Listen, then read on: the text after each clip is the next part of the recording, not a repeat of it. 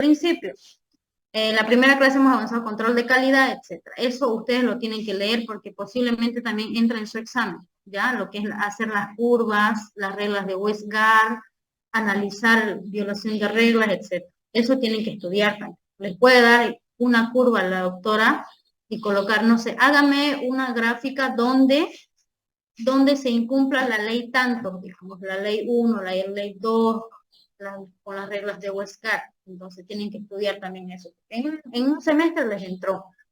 Entonces, la materia de análisis clínico. Avanzamos todo lo que es química sanguínea, o así se lo dice cuando ya estamos en el hospital, ya con las áreas, etcétera, se le dice química sanguínea.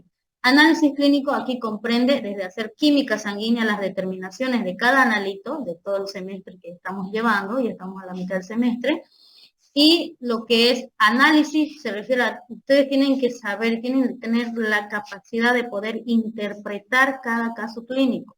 Les presento un caso clínico, ustedes lo leen, qué sintomatología tiene el paciente, cuáles son sus antecedentes, cuál es la edad del paciente.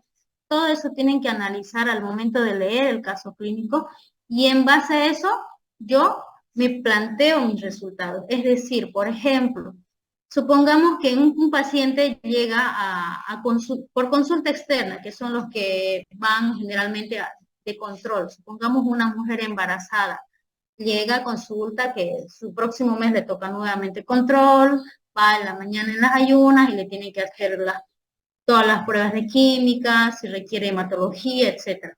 Entonces, ahí yo tengo que saber, si es de consulta externa, la paciente está embarazada, las embarazadas son propensas a que la glucosa se les eleve, o se le dice diabetes gestacional. Estas pacientes tienden a que su glucosa sea un poquito alta durante el embarazo, pero después que pasa el embarazo ya tiende a bajar esa glucosa. O también es un factor para que próximo esa paciente sea diabética. Entonces, si un paciente me llega en caso de consulta externa, obviamente el paciente está consciente, no tiene ninguna sintomatología, la mayoría. Entonces, yo puedo calcular una glucosa y le puedo decir, calcúleme una glucosa para esta paciente. Entonces, yo analizo a mi paciente, ¿cómo está? Digo, no tiene sintomatología, entonces es uno de control. Puedo sacar una glucosa normal en ese caso. Puedo sacar una glucosa de 80, 90, hasta 100, que es para un paciente normal. O también en ese caso puedo colocar y sacar y hacer mi cálculo de glucosa y sacar una glucosa alta, se vale, porque como les dije, estas pacientes tienden a tener una diabetes gestacional durante los 9 meses o a partir del tercer mes. ¿Ya? Entonces, cuando nosotros avanzamos, reacciones colorimétricas y reacciones cinéticas, es decir, la materia se divide en esos dos tipos de reacciones. Las reacciones colorimétricas que dicen son aquellas que como producto me van a dar un color. Nosotros hemos visto en las prácticas que cuando mezclan su muestrita con el reactivo, mezclan bien y llevan al baño María, entonces se forma un color, ¿no? Rosadito para la glucosa, verde para la urea. Entonces, esas son reacciones colorimétricas. Y ese color que se forma es que nosotros medimos en el espectrofotómetro, ya a diferente longitud de onda, dependiendo qué me dice el prospecto, la marca o lo que tienen en su guía, ¿ya? En análisis clínico se cumple o se debe cumplir o se maneja la ley de Lambert y Beer, o la ley de Beer se dice, que es directamente proporcional. Eso debe cumplirse en las reacciones colorimétricas. ¿A qué me refiero? Mientras más intenso sea ese color, ustedes tienen en su tubito, mientras más rosadito sea, por ejemplo, de glucosa, quiere decir que hay mayor cantidad de glucosa en esa muestra, es decir, de ese paciente. Pero si la intensidad de color de esa muestra es mucho, o sea, bajita, significa que las concentraciones de glucosa de ese paciente seguramente estará normal o bajo incluso. De la misma manera, si nosotros vamos analizando las absorbancias, si tienen una reacción colorimétrica, es decir, una glucosa que haya coloreado muy intenso, su absorbancia seguramente también va a ser alta. Y eso, ya vamos a ir avanzando con las absorbancias, entonces tienen que relacionar la colorimetría. Por eso yo siempre les digo, Hacen reaccionar su tubito con su muestra, llevan a baño María y fíjense, analicen la colorimetría, qué color les dio, comparen con su estándar. Saben que el estándar es una concentración conocida, ¿no? El estándar siempre va a tener el mismo color para todos. Por ejemplo, de glucosa va a tener un solo color porque es una muestra conocida. ¿Cuánto es el estándar de glucosa? A ver, chicos del B. 100 miligramos decilitro, ¿no? Entonces, esa concentración es que tiene el estándar. Entonces, yo puedo hacer una comparación con mi tubito del paciente, porque del paciente yo no sé qué concentración tiene. Entonces, hago una comparación de colores.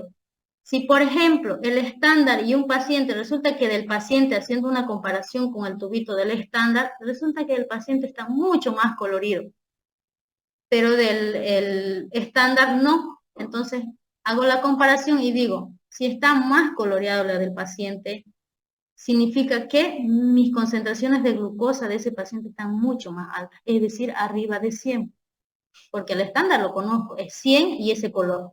Ahora, de mi paciente, si está más colorido, entonces significará que es mucho más alto la concentración de glucosa de ese paciente. Entonces, tienen que relacionar desde colorimetría.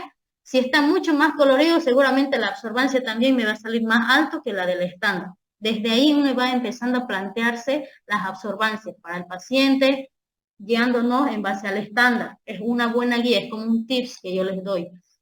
Y el estándar siempre.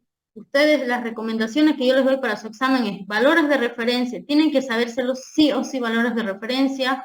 El estándar, cuánto tiene el estándar de ese analito. La linealidad es importante porque la autora les coloca y les dice, hágame este paciente y me lo hace con dilución. Entonces, si no sé la linealidad, yo no voy a saber cómo hacer la dilución o cuánto debo sacar. ¿Quién es Andrea Serrano? Está pidiendo ingresar. ¿Está en su Sí, grupo, chicas? sí. Ya. Ahorita se acaba la reunión y nuevamente ingresan. Entonces, esa reacción que se forma del color, nosotros medimos en el espectrofotómetro, ¿no? Ya a estas alturas seguramente ya están expertos en uso de espectrofotómetro. La absorbancia, como les decía, son directamente proporcionales a la cantidad del analito en la muestra, es decir, a la glucosa si estoy haciendo glucosa, a la urea si estoy haciendo urea. Todas las reacciones colorimétricas, acá tenemos glucosa, urea, hemoglobina glicosilada, proteína, albúmina, fósforo, calcio, magnesio, todo perfil lipídico, bilirrubinas y amilasa, son reacciones colorimétricas, ya que como producto me van a dar. En cambio, las reacciones cinéticas, ¿cuáles serían? Las que se miden en dos tiempos, la creatinina, todo lo que son enzimas cardíacas y enzimas hepáticas, que vamos a avanzar ya en el segundo corte, ¿ya? Todos estos analitos de aquí son colorimétricos, pero cada uno tiene su método, ¿ya? ¿Cuál es método? Método, por ejemplo, las proteínas. ¿Qué método hay que aplicar? El método de Biure, glucosa, glucosa oxidasa, peroxidasa. Entonces, esos son los métodos. No vayan a diferenciar. Y cuando les diga qué método se aplica para glucosa, no me coloquen colorimétrica. Tienen que saber el método. Siempre en su guía está método y fundamento. Entonces, ese método es el que ustedes deben anotar. Ya, entonces esas son las reacciones colorimétricas, haciendo una introducción. En cuanto a la obtención del factor, esto seguramente lo han resuelto en clase, ¿ya? ¿Cómo se calcula o qué datos necesito para calcular el factor? Que es un dato muy importante al momento de calcular la concentración de mi paciente, el resultado de mi paciente. Entonces, necesito la concentración del estándar, ¿ya? Eso ustedes lo tienen en su guía. Por ejemplo, para glucosa, ¿cuánta es la concentración estándar? 100 miligramos de decilitro. De esa concentración, obviamente ese estándar yo lo voy a procesar, voy a leer en el espectrofotómetro y voy a obtener una absorbancia. Entonces necesito la concentración del estándar, ejemplo de glucosa, que es de 100 miligramos de decilitro, su absorbancia, porque voy a procesar un estándar, ¿ya? Y la fórmula me dice que debo dividir concentración del estándar dividido entre la absorbancia del estándar. Eso es el factor. Y para cada análisis tiene un factor. Entonces, a eso también tienen que por lo menos memorizarse para saber si su factor está bien o no, o si está bajo, si está muy alto, cosa que si está muy alto o está muy bajo, su resultado es inválido. Si calculan una glucosa con un factor que no está dentro del rango automáticamente, si estamos hablando en un examen, se elimina el examen porque no está bien el procedimiento.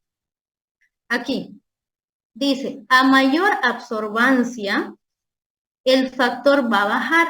Es decir, si la absorbancia del estándar, porque es la absorbancia del estándar que vamos a aplicar, está alta, ustedes hacen un cálculo y les sale, por ejemplo, de glucosa es de 300 a 400 y 400.